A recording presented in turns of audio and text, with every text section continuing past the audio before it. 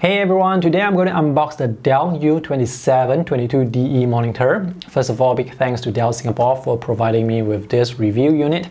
My full review will be out 2 weeks later, and that review will be from the perspective of a graphic designer, a digital artist, and after that I have to return this monitor. Alright, just to give you the bottom line up front, the main selling points for this monitor is the RJ45 Ethernet port. If you do not need Ethernet, then you can actually go with the other model, the U2722D without the E for Ethernet.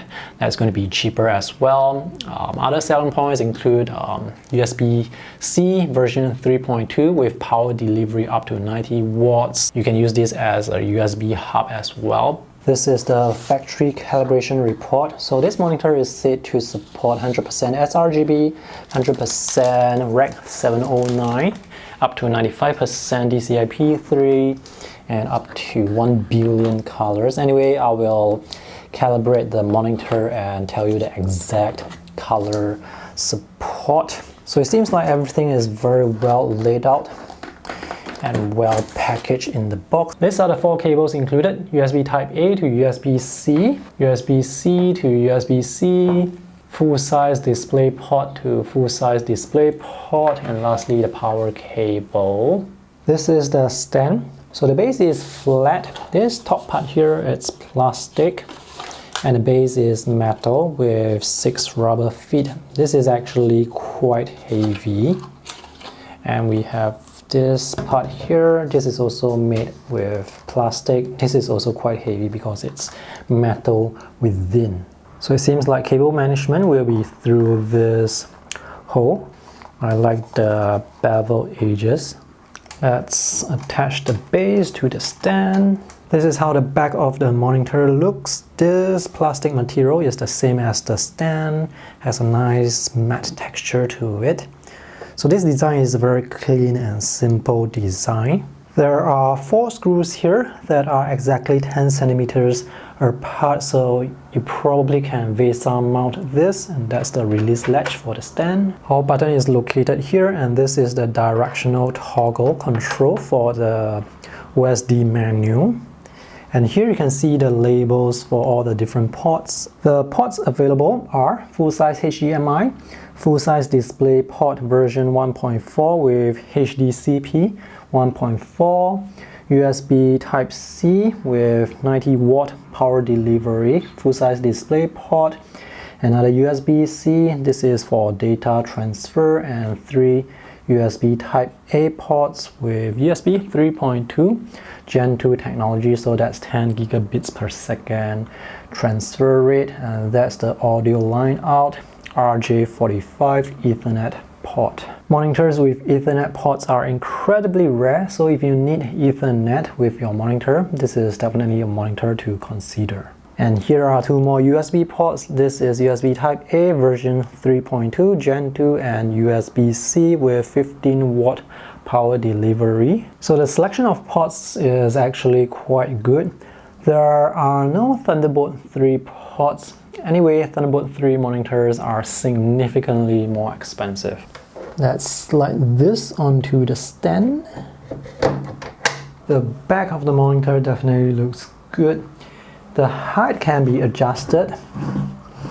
You can also adjust the tilt.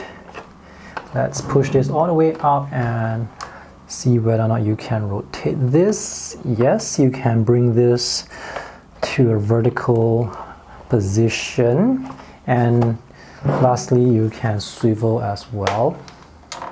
I've just connected the monitor to my Mac Mini using the HDMI cable, and out of the box the colors look good, and the design of the monitor looks really good as well with the thin bezels, and the colors look really vibrant, and this is a very bright display.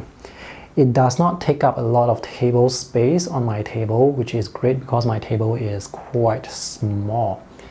Now, if you want to use this monitor as a USB hub, you will definitely need to use one of the 2 USB cables provided, because right now it's just connecting using HDMI cable. There is no data passed through. One important thing to note about this monitor is, say for example, if you want to connect this monitor to your computer using the USB-C cable, it has to pass through the USB-C port with 90 watt power delivery, which I'm going to just call the powered port, versus the other port, which is also USB-C but not powered. That I'm going to call the non-powered port. So if you connect this to your computer using the powered port, if you want to connect your laptop or your tablet for charging, so if you want to connect this for charging, well, you have to connect it to the 15 watt USB port there, because the other non-powered port is just for data transfer. So for example, if you want to use this monitor with two computers, your computer desktop and your laptop, I would recommend you connect this to the computer using HDMI and have the USB-C cable connect to the non-powered port while you leave the powered port free for you to charge your tablet or your laptop. My first impression of this monitor is very positive because the design looks good and the colors look good. So I'm going to test this intensively for the next 2 weeks. Basically just use this to do work. I edit photos, videos, and do graphic design.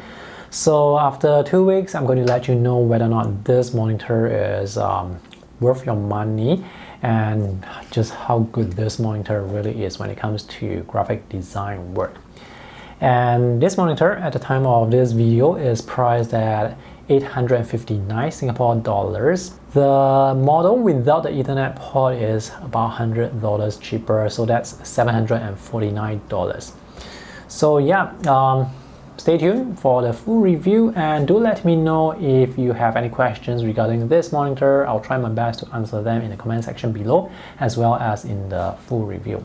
Thanks for watching. See you guys again. Bye.